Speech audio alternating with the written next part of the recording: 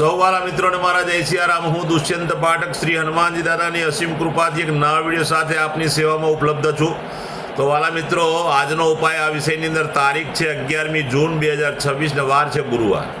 પંચાંગની જો વાત કરું તો અધિક જ્યેષ્ઠ મહિનો, કૃષ્ણ પક્ષ ચાલી રહ્યો છે, રેવતી નક્ષત્ર, શોભનીયો, મીન રાશિનો ચંદ્ર અને વૃષભ રાશિનો સૂર્ય. અશુભ સમયની જો વાત કરું તો યમઘંટ સવારે 5:42 થી 7:23 સુધી છે અને રાહુકાળ બપોરે 2:08 થી 3:49 સુધી છે. આ બંને સમય અશુભ સમય કહેવાય. અશુભ સમયની અંદર કોઈ પણ પ્રકારનું શુભ કાર્ય અને શુભ યાત્રા ન થાય. શુભ કાર્ય અને શુભ યાત્રા કરવા માટે તમારે કોઈ સારું ચોકડિયું, સારું મુહૂર્ત લેવું જોઈએ, જેમાં ઉત્તમ અભિજીત મુહૂર્તનો સમય 11:59 થી બપોરે 12:54 મધ્ય છે. તો આ સમયની અંદર તમે કોઈ પણ પ્રકારનું શુભ કાર્ય તો શુભ યાત્રા કરી શકો. વાલા મિત્રો, વાત કરીશું આજના ઉપાયની. આજના ઉપાયની અંદર વહેલી સવારે સ્નાન કરવા બેસો ત્યારે નાવાના પાણીની અંદર તમારે 5 ચમચી ગુલાબજળ પધરાવવાનું અને 1 ચમચી હળદર, બંનેને મિક્સ કરવાનું. તે જ પાણીથી નાહવાનું. સાબુ શેમ્પૂનો ઉપયોગ કરી શકાય, ચોખ્ખું પાણી ઉમેરી પણ શકાય.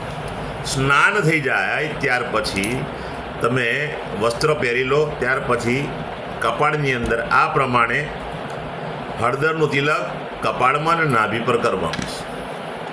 બસ આ 2 કાર્ય થઈ જાય ત્યાર પછી સીધું સંધ્યાકાળે પશ્ચિમ દિશા તરફનું મુખ રાખીને શ્રી હનુમાનજી દાદાને એક કાકભૂષણની રામાયણજીનો પાઠ અને એક હનુમાન ચાલીસાનો પાઠ દાદાને અર્પણ કરવાનો. રાત્રે સૂતા પહેલાં પોતાની જ પથારીમાં બેસવાનું, પલાઠી વાળવાની. ઓમ કૃષ્ણાય વાસુદેવાય હરે પરમાત્મને પણ ક્લેશનાશાય ગોવિંદાય નમઃ આ મંત્ર યથાશક્તિ જપવાનો. આ તો આજનો ઉપાય. જે મારા વાલા મિત્રોનો જન્મદિવસ 11મી જૂન 2026 અને ગુરુવારના દિવસે બધા જ વાલા મિત્રોને મારા તરફથી જન્મદિવસની શુભકામના. શ્રી હનુમાનજી દાદા તમારી મનોકામના કારણે પૂરી કરે, બલબુદ્ધિને વિદ્યા આપે અને તમારું અને તમારા પરિવારનું રક્ષણ કરે. વાલા મિત્રો, ઉપાયના ભાગ રૂપે મેં કહ્યું તે પ્રમાણે સ્નાન, મેં કહ્યું તે પ્રમાણે તિલક કરવાનું છે.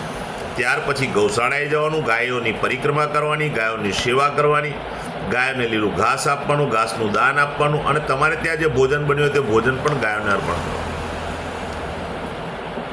સંધ્યાકાળ થઈ જાય પછી, સૂર્યાસ્ત પછી જે ફરસાણ,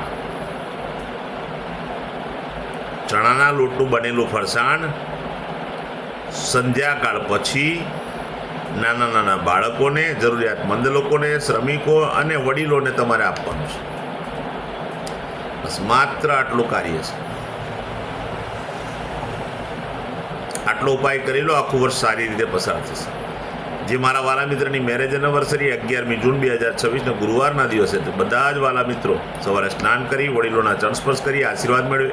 પછી ગૌશાળાએ જાય, પતિ અને પત્ની બંને ગાયોની પરિક્રમા કરે, ગાયોની સેવા કરે, ગાયોને લીલું ઘાસનું દાન આપે, પોતાના ઘરે ભોજન બન્યું તે ભોજન પણ ગાયોને અર્પણ કરે. અને ત્યાર પછી કોઈ પણ વૃદ્ધાશ્રમ, અનાથ આશ્રમ, વિધવા આશ્રમ, જરૂરિયાતમંદ લોકોને, શ્રમિકોને અથવા બ્રાહ્મણને ચોખાનું દાન, ચણાની દાળનું દાન, ગોળનું દાન, ખાંડનું દાન, તેલનું દાન અને શાકભાજીનું દાન તમારે કરવું જોઈએ. આટલું કરી લો, આખું વર્ષ આનંદ સહિત પતિ પત્નીનું પૂર્ણ થશે. મારા મિત્રો, મારા બધા જ વિડીયો યુટ્યુબ પર હોય છે. મારી યુટ્યુબની ચેનલનું નામ છે દુષ્યંત પાઠક. મારી ચેનલને સબસ્ક્રાઈબ કરજો અને બેલ આઇકન અવશ્ય દબાવો. હું નિયમિત એક વિડીયો મૂકું છું. તમે બેલ આઇકન દબાયેલું હશે તો તમારા મોબાઈલ પર નોટિફિકેશન આવશે અને તમે મારો વિડીયો તરત જ જોઈ શકશો. મારું ઇન્સ્ટાગ્રામ, મારું ફેસબુકનું પેજ, એનું નામ પણ દુષ્યંત પાઠક છે. હું પ્રાર્થના કરું છું મારા પેજને ફોલો કરો, લાઇક કરો અને પ્રાર્થના કરું છું કે મારા બધા વિડીયોને શેર કરો. કોઈ જરૂરિયાતમંદ સુધી આ વિડીયો પહોંચી જાય, કોઈના સંઘર્ષમાંથી એને માર્ગ મળે, તેટલા માટે તમે મારા વિડીયોને જરૂર શેર કરજો. વાલા મિત્રો, હું નિયમિત એક વાત કહું છું કે એકવાર મારો વિડીયો જોવાથી કે એકવાર ઉપાય કરવાથી 24 કે 48 કલાકમાં પરિણામ નહીં મળે. આ કોઈ ચમત્કાર નથી. નિયમિત મારા વિડીયો જોવા પડશે, નિયમિત ઉપાય કરશો ત્યારે એક સમય એવો આવશે કે ગ્રહો તમારા બેલેન્સ થઈ જશે અને તમે બહુ સારી રીતે સંઘર્ષમાંથી બહાર આવી જશો. નવા વિડીયોમાં ફરી મળીશું. આપ સૌને મારા સીતારામ.